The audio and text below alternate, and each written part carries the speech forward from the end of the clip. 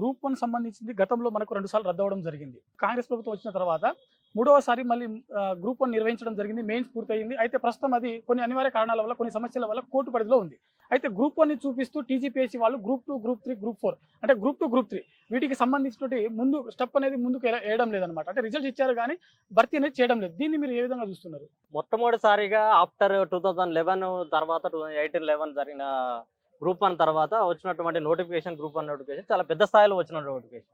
నేను కూడా group 1 prelims రాసి మెయిన్స్కి ప్రిపేర్ అవుతున్న క్రమంలో ఇది పేపర్ లీకేజ్ జరిగిందని చెప్పేసి దాన్ని మొత్తం కూడా కొట్టేయడం జరిగింది. పేపర్ లీకేజ్ ఎవరు చేసిండు? మేము చేసిన మొట్టమొదటి గ్రూప్ 1 నిరుద్యోగులుగా, గ్రూప్ 1 మెయిన్స్ క్యాండిడేట్స్గా మేము చేసినటువంటి డిమాండ్ ఏంటంటే, మీరు ఎంతమంది 100 మంది మీరు గ్రూప్ 1 ఆ లీకేజ్లో పాల్గొన్నారని చెప్పేసి ప్రభుత్వం అప్పుడు కేసీఆర్ గవర్నమెంట్ ప్రకటించి దాన్ని రద్దు చేయడం. అంటే మేము ఏమన్నామంటే ఒకరా ఇద్దరా ఉన్నది 10 మందా 100 మందా వాళ్ళని ఫస్ట్ పట్టుకోండి, పట్టుకున్న తర్వాత రద్దు చేయండి అని చెప్పేసి మేము డిమాండ్ చేయడం జరిగింది. దాన్ని ఇప్పటి వరకు ఒక్కరు కూడా అక్కడ దోషులుగా మరి మనం పట్టుకున్నటువంటి సందర్భం గ్రూప్ 1లో లేదు.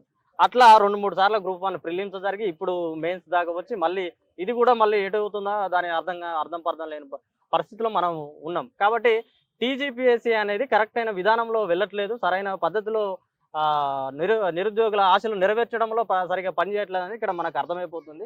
ప్రభుత్వాలు కూడా దీని మీద కరెక్ట్గా ఒక విధానపరమైన నిర్ణయాలు తీసుకొని కరెక్ట్గా వెళ్ళట్లేదు అనేది ఉద్దేశం.